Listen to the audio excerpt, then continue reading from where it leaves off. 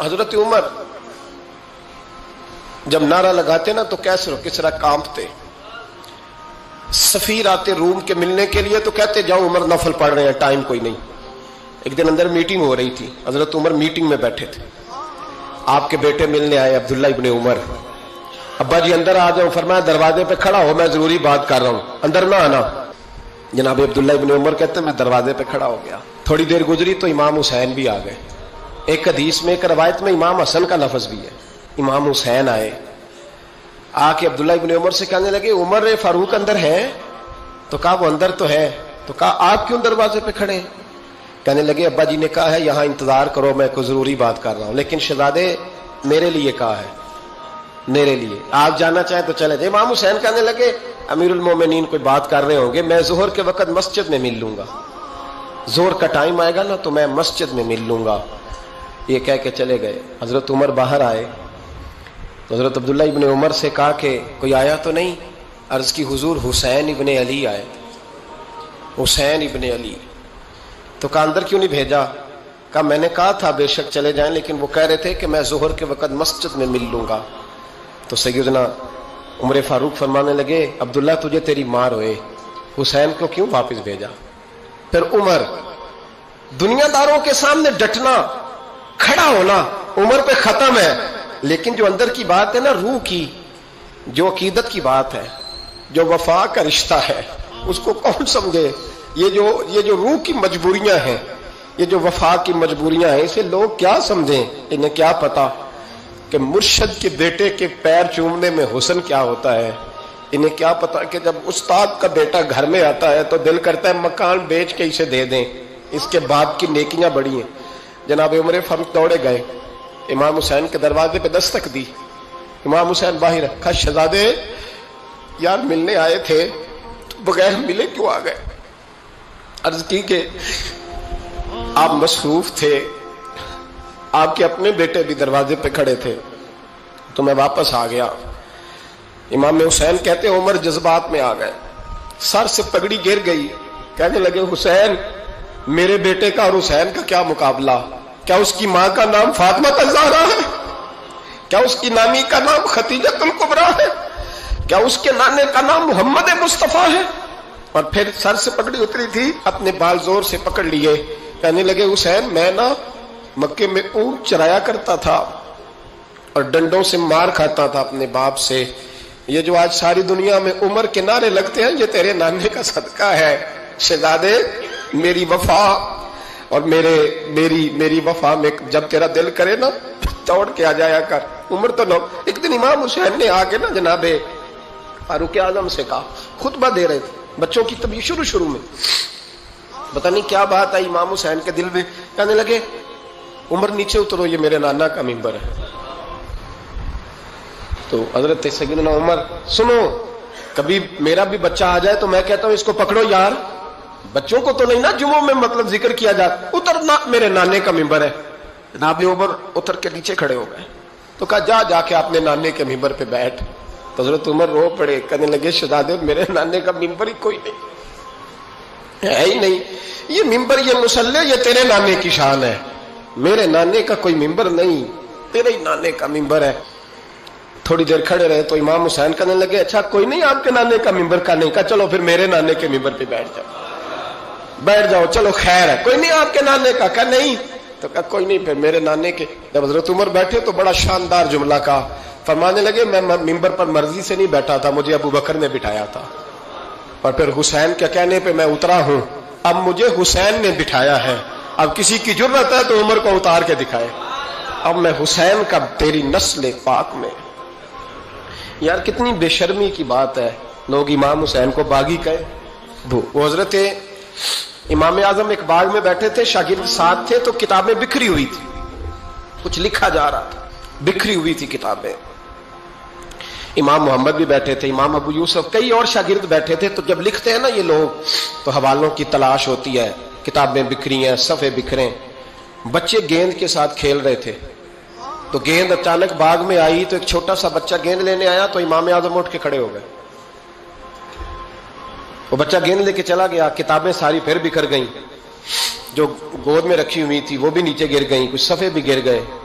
थोड़ी देर के बाद वो बच्चा चला गया, इमाम साहब बैठ गए, फिर आया, गेंद गिरी आके बाग में, तो वो फिर बच्चा लेने आया, वही बच्चा। इमाम साहब फिर खड़े हो, वो कई बार आया, जितनी बार आया खड़े हो गए। कई लोग सब्र नहीं कर पाते, जल्दबाज होते हैं आजकल के शागिर्दों की तरह। तो एक शागिर्द बोल पड़े, कहने लगे हुजूर वो तो बच्चा है, 100 दफा आएगा। अब 100 दफा खड़े होंगे। फरमाया तू 100 की बात करता है, ये 1000 दफा भी आया तो मैं खड़ा होऊंगा। कहा हुजूर बच्चा है, आप क्यों खड़े हो गए? फरमाने लगे मामूली बच्चा नहीं, मेरे उस्ताद का पोता है। तो जिसने मुझे अल्लाह रसूल का नाम बताया उसका पोता है तो मैं खड़ा ना हूं। अगर उस्ताद के पोते का ये अदब है तो बताओ मोहम्मद अरबी के नवासे का क्या अदब है? रसूलुल्लाह सल्लल्लाहु अलैहि वसल्लम लोग समझते हैं हम कायल नहीं है वो वाली शहादत बयान करने के जिसमें कहते हैं हाय हुसैन तो सकीना तो ज़ैनब। हमारे बुजुर्गों ने हमें ये सबक, हमारे बुजुर्गों ने हमें बताया कि इमाम हुसैन की शहादत इस तरह बयान करो कि नौजवानों में जज्बा जिहाद पैदा हो, औरतें सब्र का पहाड़ बन जाए, इस तरह शहादत हम वो वाली। लेकिन एक बात जरूर ज़हन में रखें, ये जो लोग कहते हैं ना बड़े मजलूम थे, पानी नहीं आ सका, मेरे से हवाला देखे जिसने देखना है, मेरे से हवाला देखे, मेरे से। हजरत इमाम हुसैन मैदान करबला में थे तो थोड़ी सी जगह खोद के ना इमाम हुसैन ने तो खंदक खोदी। खंदक खोदना अरब का रिवाज था, मदीने में भी खंदक खोदी गई, उसका नाम ही जंगे खंदक। तो खंदक खोद के ना आग जलाई जाती थी, ये हिफाजत का एक जरिया था ताकि दुश्मन ना आए। तो इमाम हुसैन ने अपने खेमे के सामने खंदक खोद के उसमें आग जलाई ताकि पर्दा रहे, औरतों के पास को दुश्मन ना आए। तो एक शख्स सामने खड़ा होकर कहने लगा हुसैन तूने दुनिया में ही आग जला ली है। माज अल्लाह सुम्मा माज अल्लाह, कहने लगा आगे तो आग मिलेगी, यहां जला ली है। तो इमाम हुसैन कहने लगे मैं हुक्म देता हूं आग को कि तुझे अभी पकड़ ले। लोग कहते हैं मजलूम थे, मैं हुक्म देता हूं आग को तुझे अभी पकड़ ले। ये लफ्ज इमाम हुसैन ने कहे। मैं 3 किताबें तो मेरी लाइब्रेरी में अभी हैं जिनमें हवाला है, 3 कुतब से, और आज कल परसों की किताब नहीं, सैकड़ों साल पुरानी। जब कहा ना मैं हुक्म देता हूं तो वो आदमी घोड़े से नीचे गिरा, घोड़े से नीचे गिरा और घोड़े की रिकाब के अंदर उसका पैर उलझा। घोड़ा डर के इतना दौड़ा कि जाके उस आदमी को आग में फेंक दिया। इमाम हुसैन के सामने जल के मर गया। ये हुसैन इब्ने अली है, ये अभी हुक्म देते तो फरिश्ते अभी आ जाते, ये अभी बात करते तो सारी दुनिया की फौजें अभी इकट्ठी हो जाती, ये अभी हुक्म देते तो अभी आ जाते। और सुनो, अगर जनाब इस्माइल के लिए दुम्बा आ सकता है तो वो तो हजरत इब्राहिम के बेटे थे, और ये तो मुस्तफा की औलाद है, इनके लिए क्या कुछ नहीं हो सकता। लेकिन इमाम हुसैन ने पसंद किया था करबला के जिहाद, इसको पसंद किया था मौला अली ने, वो अपनी पसंद पे थे। कोई आदमी इस तरह ना बयान करे कि बड़े मजलूम थे तो बड़ी मुश्किल में थे तो बड़ा रोते थे बड़े, और कोई शख्स ऐसी बात। यहां तो तमाशा लग गया है, तमाशा लग गया है। एक वो है जो आजकल कह रहे बस जी वो तो 2 शहजादों की जंग थी, उन्हें भी शर्म नहीं आती, और एक मिंबरों पे चढ़े हुए हैं, चेहरे पे दाढ़ी कोई नहीं, सर पे टोपी कोई नहीं, बाजारी सा अंदाज है, कभी दौड़ के इधर जाते हैं, कभी भागते हैं, कभी कहते हैं ऊंचा बोलना, पैरों पे खड़ा होना। ये लोग बयान करेंगे इमाम हुसैन की बात, ये लोग बयान करेंगे। बीबियों के मसाइब पढ़ रहा हूं, वो और बीबियां होती हैं जो हाय हाय करती हैं, वाह करती हैं। ये मेरे नबी का खानदान है, ये मेरे नबी का खानदान है, नबी का खानदान। मैं हवाला दिखाऊंगा, मुझसे सुनो हवाला। हजरत सैयदा ज़ैनब ने सारे जनाजे देखे, भतीजों को, भांजों को, सबको शहीद होते देखा। औरतें डरती मैयत को हाथ नहीं लगाती, चीखती है बीबियां।